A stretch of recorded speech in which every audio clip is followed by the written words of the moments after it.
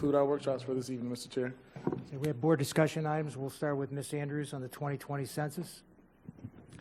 Thank you, and I want to thank this board for approving the resolution for our census. One of the things we learned at the Council of Great City Schools, and I think some of us knew this, is that when we do the census, children, our students, are the ones that are not counted many times. So I would like for us to have a workshop from our leaders here, administrative leaders here, to find out what are we doing for the census. The Council of Great City Schools has a wonderful website to offer support to school districts. One of the things we learned that school districts should take the lead. I do know that cities and the county, they all have their program as it relates to the census and what they're doing, but we all must come together. And right now, where we're looking at the census, the place that's most at risk is the counting of our students. When we think about the federal funding that will come down with this count, we have to make sure that we have an accurate count. So I don't want to go on too long, but I would like for us to know what we're doing, what is our plan, how does it interface with the county, the cities, and what the schools are truly doing, and what we as a board need to be doing as we push this forward. The count will be taking place soon in 2020, so we want to be ready, but we need to plan to be ready. So, Ms. Andrews, we talked about this during our one-on-one. So I spoke with Ms. Paul. I know Chris Garrison is our contact person for that. So what I request is that we do schedule an opportunity at a workshop so we can, one, review it as a team before we present it to the board as part of our procedures, and we will do that for you. Absolutely. Thank you. Ms. Andrews, you're on again. Okay. Posthumous resolution policy. Yes,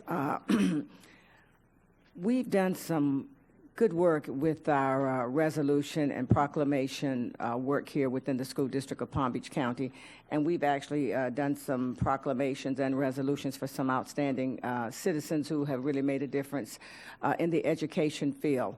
And I've been working closely with Dr. Fenoy, and I would like to kind of introduce you all. Many of you may know Dr. Gerald Burke. One of the things I said to Dr. Fenoy, we want to recognize people before they pass away. You know, we've been recognizing a lot of people after they're gone, but we have so many outstanding people in Palm Beach County that's still alive, and we need to have a policy and in place to say that when we see something and we want to recognize somebody for all the heroic work that they've done in helping to bridge this school district for children, for generations to come, we have to recognize them. Now, I would like to invite everyone to attend the big ceremony for Dr. Gerald C. Burke. Now, he started his education in the Glades. Many of you may not know that many African-American black people started teaching in the Glades before they could actually teach over east of the 20-mile bend.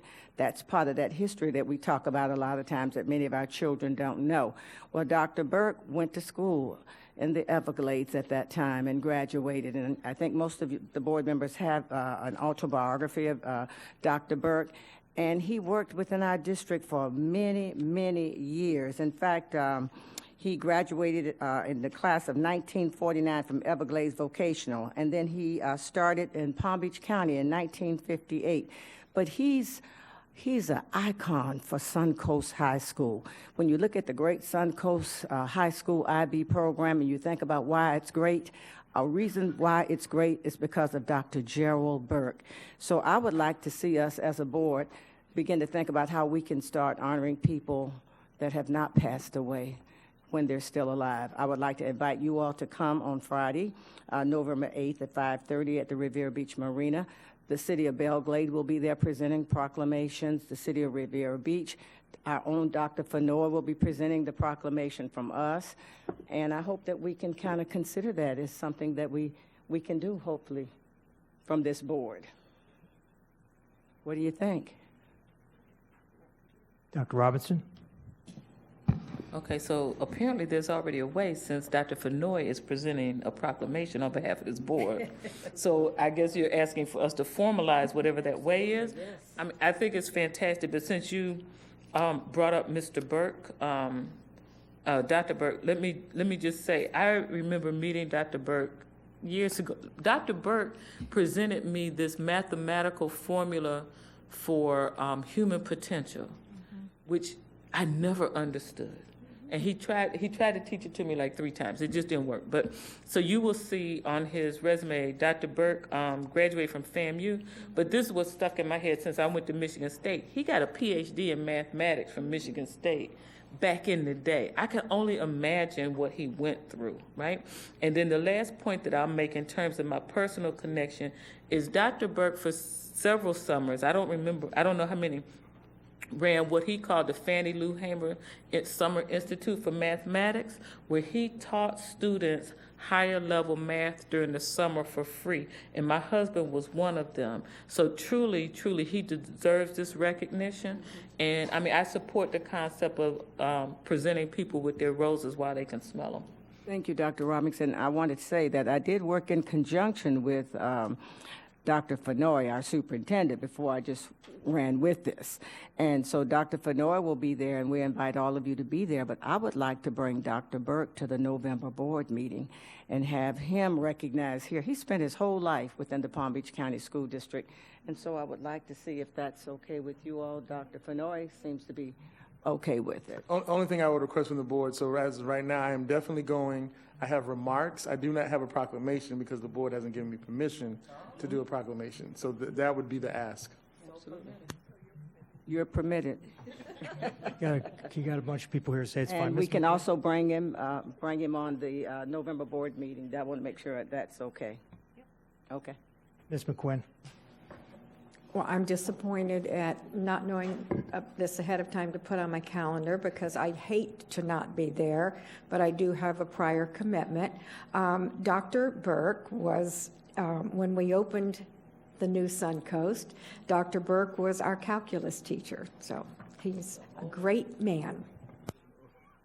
So, and like Ms. McQuinn, Mrs. Andrews, I'm sorry, if I would have known, but it's already scheduled for Friday evening, something to go to, and Riviera Beach is not close to where I'm going to be for the other events, so I don't think I can be at both. But, so if the board wants to have some kind of procedure where if you have somebody that you think should be honored at a school board meeting, then you can get that to the board clerk who can run it by the superintendent, and we can go with it from there. Okay, everybody's, Ms. Andrews? And he'll be here at the November board meeting, so all of you will be here. Okay. You got the permission you need? The next one is exceptional student education items. Mrs. Andrews.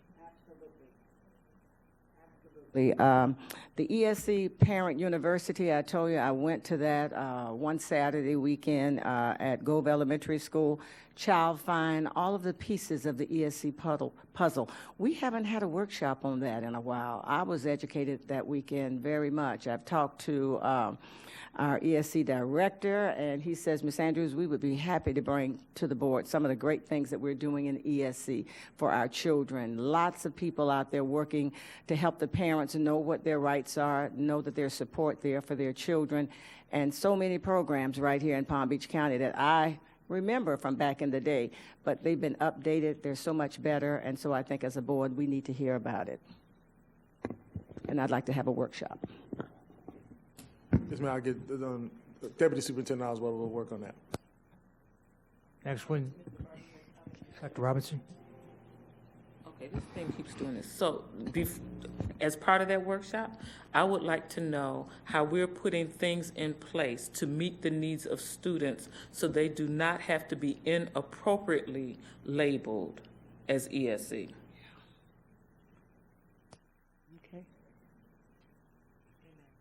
Okay. Love that. Dr.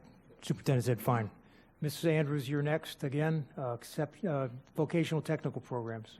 Yes, and working with West Tech and Dr. Robinson's working over there with North Tech, and we gave our rights away many years ago for our vocational and technical schools back in the day. And I noticed as I work with my colleagues across the state, we are truly behind when it comes to vocational and technical schools. I mean, some of the small districts within the state of Florida are better than we are because they're just on the money. And so I really think I would like to see the board show us where we are. I kind of know we're bad and we're way behind, but I want you to show what other districts are doing and where we need to get in play to do what we need to do. I think we're struggling to get there because we gave our monies and our programs to the college back in the day. So as a result, we're struggling to get back. I love our career programs, our choice programs. They're great. But we have a whole segment of children, and we're talking about maintenance, MMPO today, getting the right people to be ready to work. Well, we gave away a lot of our training back in the day. Almost 20 years ago, we gave it away. So we need to get it back. And I would like to have a workshop of where we were, where we are now, and where we'll be within the next few years. Workshop. Yeah, we'll definitely, it's going to take us a while to, we just started doing the research on the past. The initial information is quite interesting. So give us some time and we will definitely bring that back to the board. Mr. Barbieri.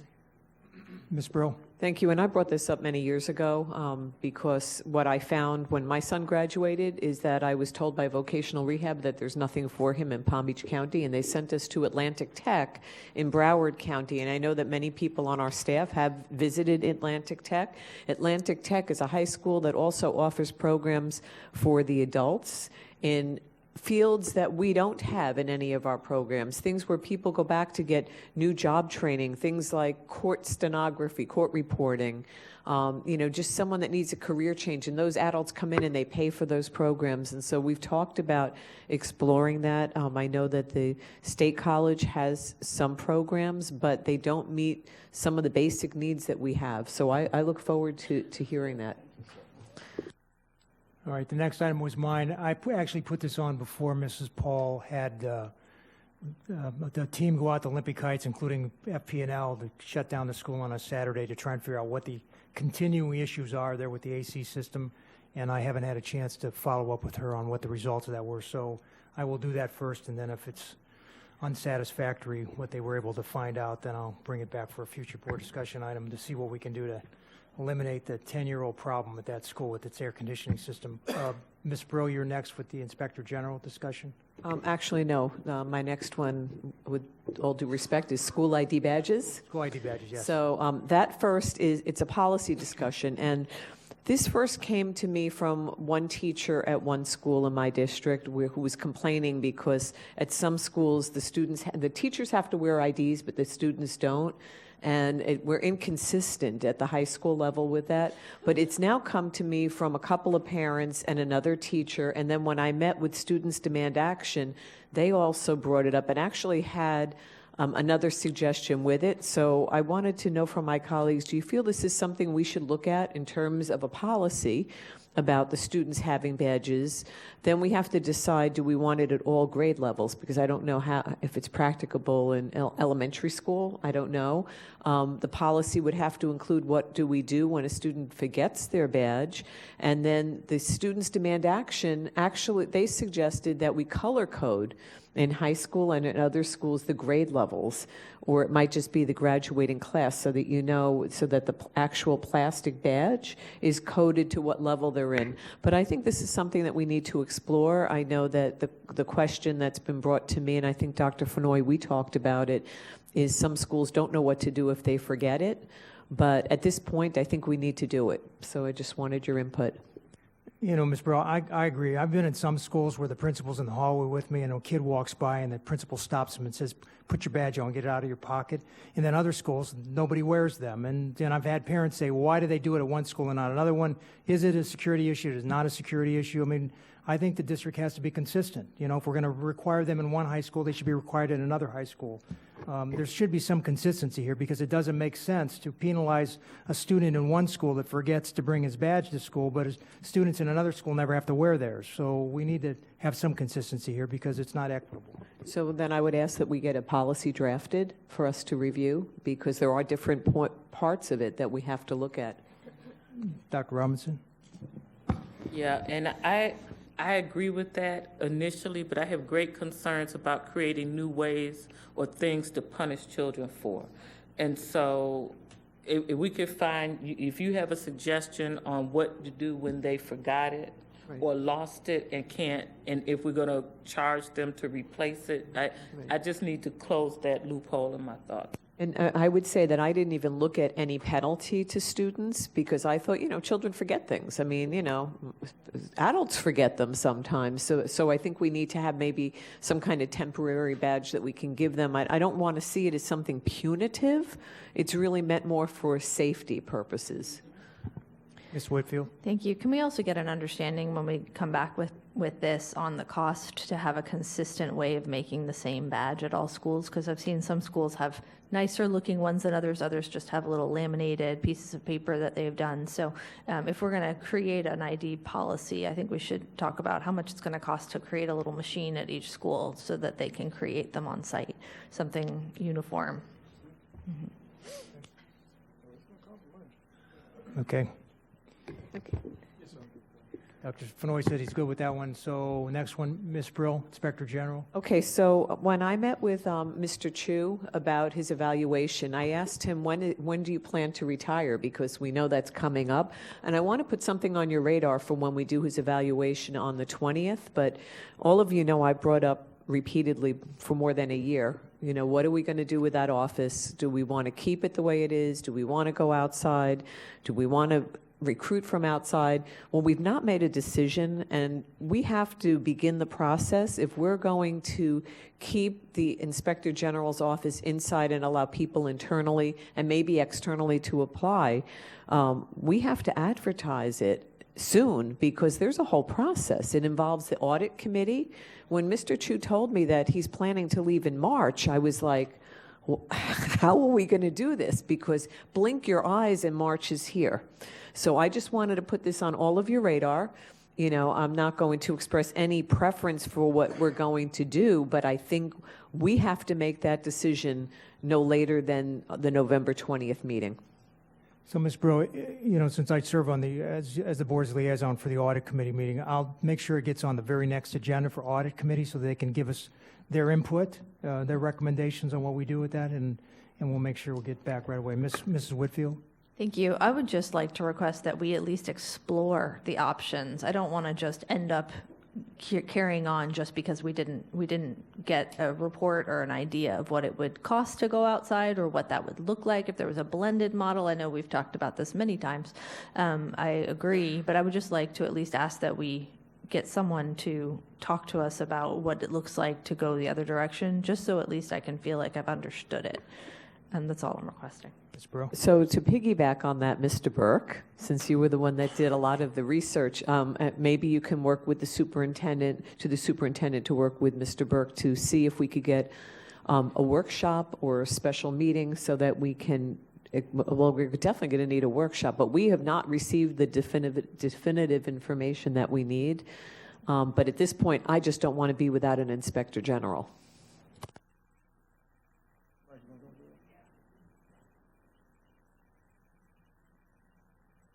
Okay, so just to recap a little bit, we did have a workshop. I think Mr. Chu came and presented. I had provided a lot of information to the board about kind of what you're currently spending, how this office was formed, how the budget changed over the last several years.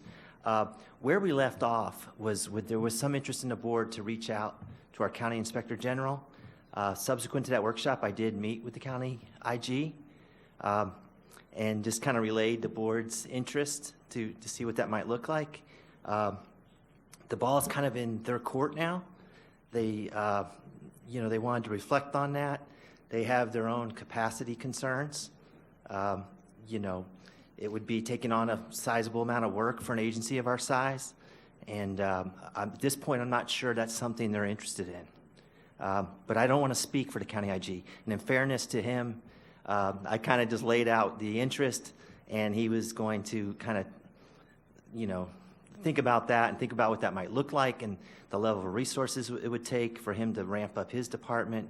And, there was it's a lot of additional responsibility for that office. They already have a full load with the cities across the county. So I guess what I could do is try to reach out again and see if they've had a chance to think that over. But at this point, you can't assume that we have a willing partner waiting for us out there. Ms. Brill? So then I would ask my colleagues on the board to consider, and we'll wait for that answer from you, Mr. Burke, hopefully by the next meeting, but I would ask that you all give thought to whether if we are going to advertise, if we advertise internally and externally. Thank you.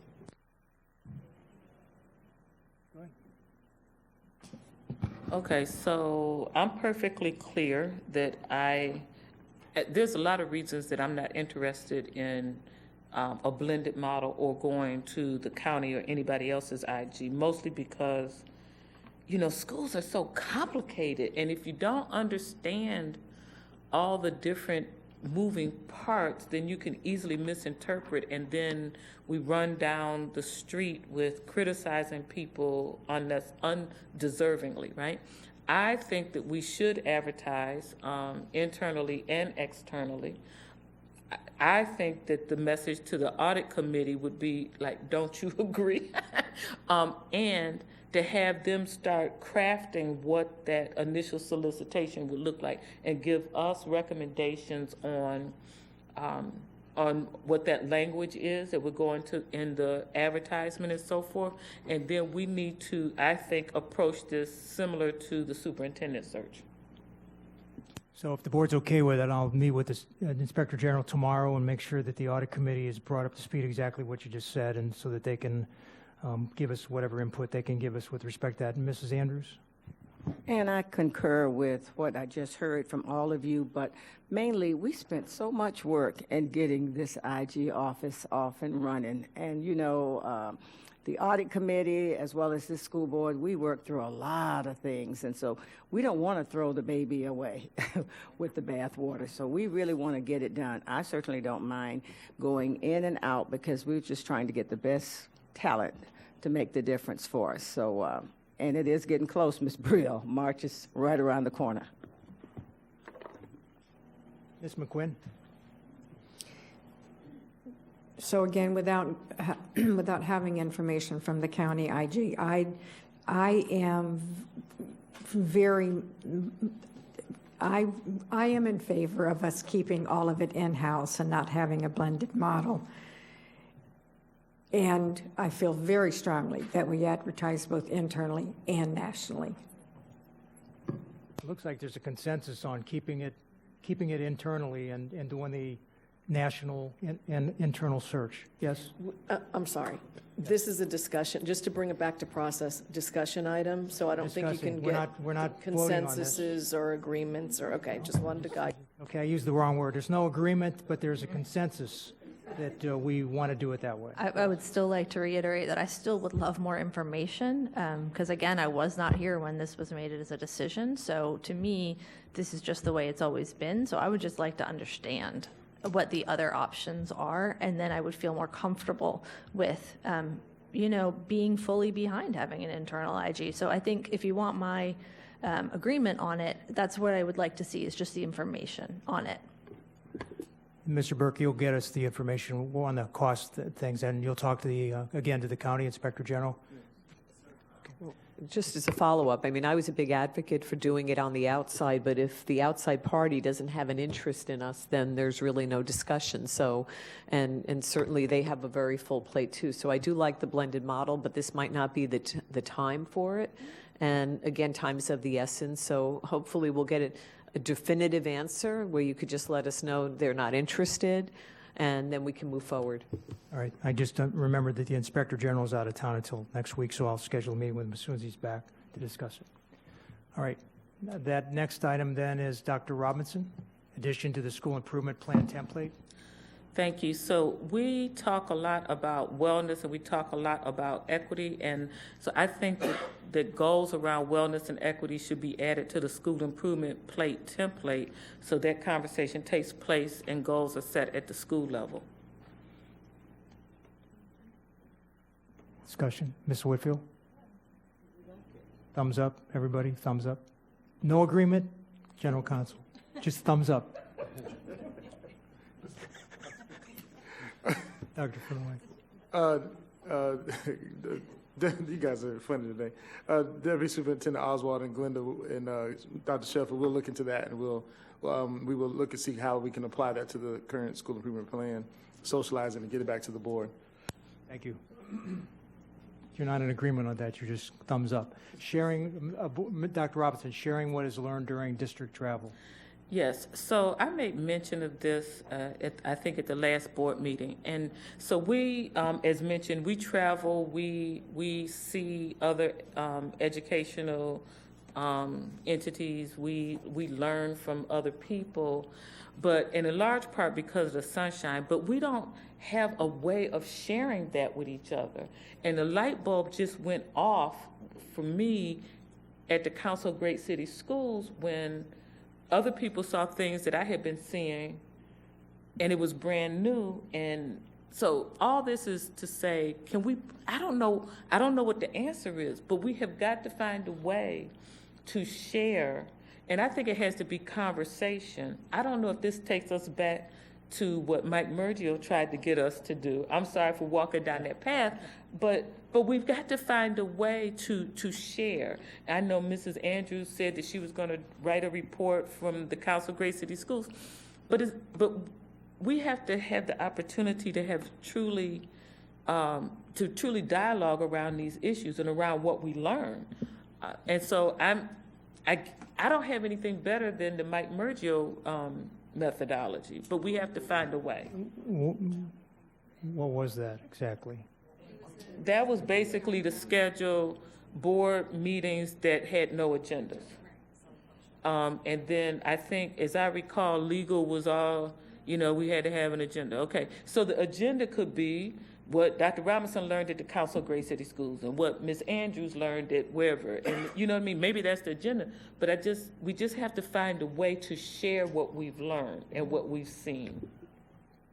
I think Ms. Woodward was first and then Ms. Brill. I was just going to say, during time like this, when we have our discussion items, this is perfect. We can actually have a conversation, talk about items. I love it. I would love to hear about Council of Great City Schools, except more than just what I've heard, from random people. I would love to hear your impressions and, what kind of things you learned there. I think that would be fabulous. So, yeah, I totally agree. I think this is a great idea. I think the only problem with that is if we put it as a board discussion item, there's not going to be enough time, because if we want to bring stuff back that we saw there and we have some documentation we want to share, the board discussion items are just not meant to do that. I mean, the Mike Murgio method might be the best, if you're not going to blame legal on Ms. Brill. I'm not sure that the Mike Murgio method is best, actually. I agree with Mrs. Whitfield. I think that if we're going to be reporting on travel and what we're bringing back, we just allow for that extra time on those days. So maybe have only one workshop, but then have those discussion or feedback items and do it that way. Mrs. Rico? My suggestion might be to consider a board report, a board report piece where it was actually identified who was going to make a report, time was allotted for it, there was a subject matter, people can come ready to listen, and you have enough time. Dr. Robinson? Something along those lines. Okay, so what I'm hearing is how about a blended model? No, so just schedule on our workshop days time for the board to share, and we would, I guess, send that in to Carol and say, I want to talk about my visit to Atlantic Tech, and I want to talk about my visit to Dunbar High School, but that's another thing. And then send that information to the board, and then we have the time carved out more than a few minutes for discussion. Okay, I can live with that, at least on the trial.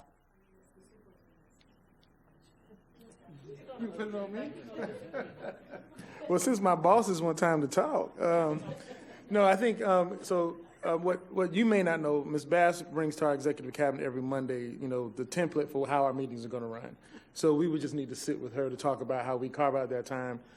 We would just need to make a conscious decision what doesn't go on workshop meetings, so we're not here till midnight dealing with. So it's just time management issues. So I think we can work that out. But it would only occur when you let Carol know that there's something to discuss. So am I making sense? Okay.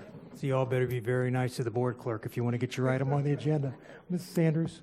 And maybe just to close it off, I have put your report together, board members. You're going to get it within the next day or so. You're going to get a thumb drive of everything that you wanted to know about the Council of Great City Schools conference, as well as the board meeting.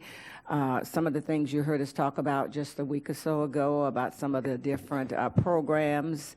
So you'll see all of that with a summary. And if there's something you want to pull out for me to kind of go over, or any of the ones who participated at the conference to kind of do a little presentation to you or for you, just let us know. But you're going to get quite a bit of material. I've already given it to Dr. Fenoy and Keith, and you're getting yours shortly. So you're going to have a lot of reading and a lot of wonderful things to look at that's going on around the country with the big urbans just like us, and we can kind of pull them out and talk about it, because I think some of these things we're doing well, but some of these things we can do better. Thank you. Okay. Dr. Robinson, moving all employees to a living wage salary. Thank you. So, okay,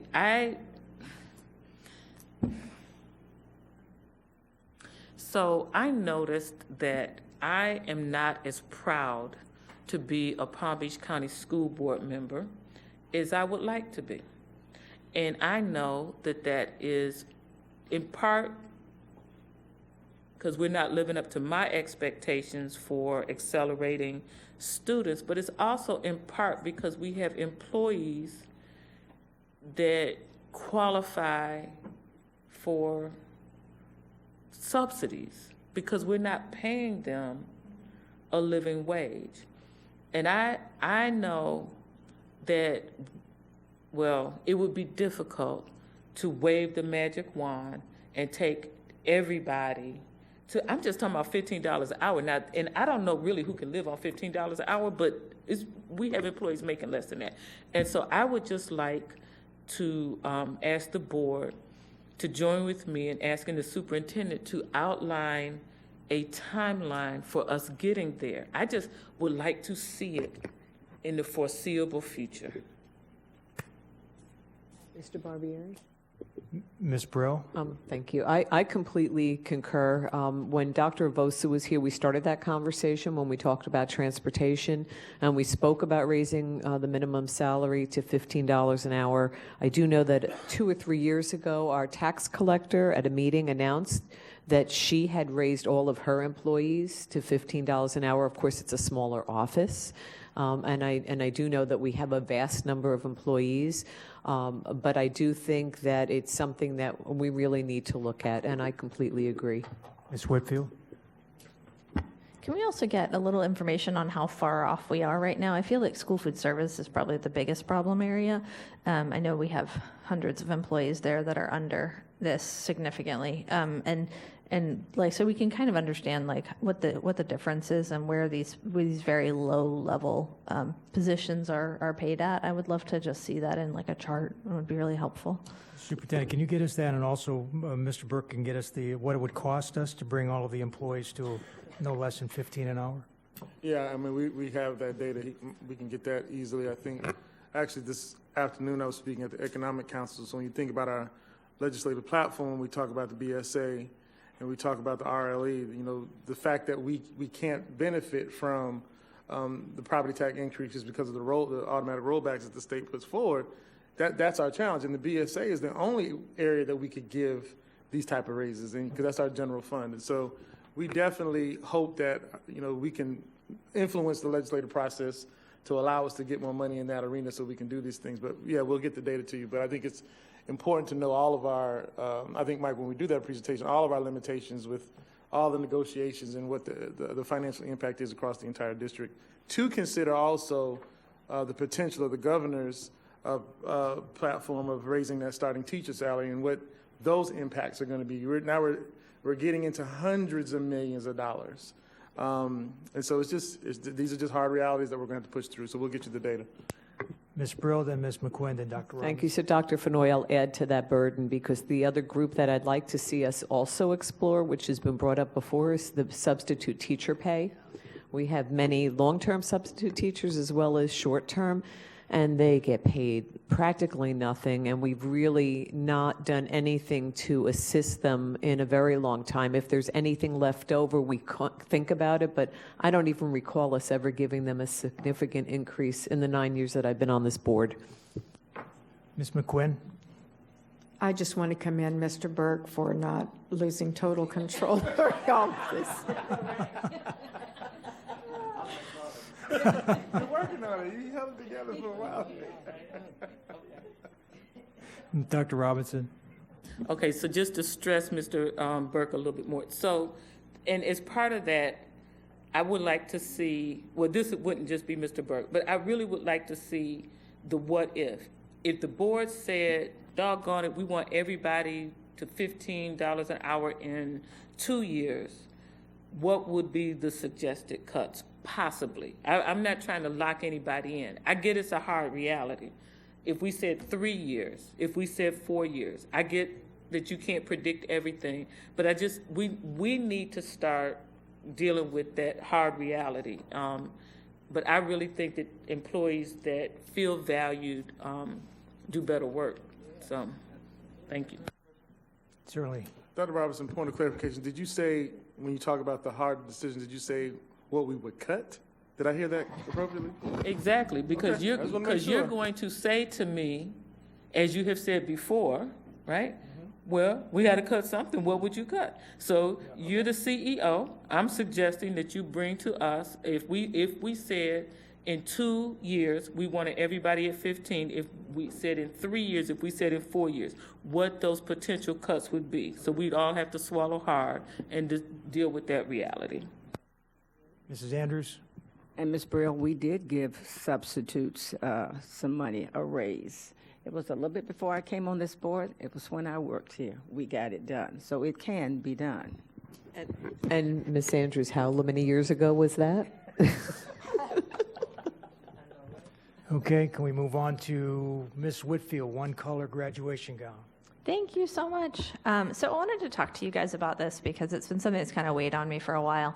I went a couple weeks ago to meet with a group of Lake Worth High School students, and they brought up to me again the issues around having multiple colors for graduation gowns. There are 5 schools left in this district who still do it. The schools are Jupiter, Lake Worth High School, Pahokee, Royal Palm Beach, and Seminole Ridge.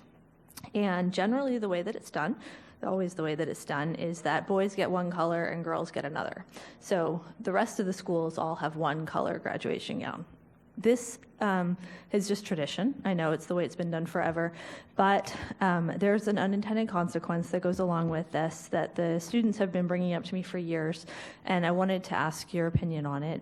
So the students in our district who identify as transgender, or even more so children who identify as non-binary, which is this thing that basically means you haven't picked whether or not you're a boy or a girl, or if you even want to pick from being a boy or a girl, it is a really big stress on them to feel that in order to graduate, they have to choose a color of which gender they would like to be.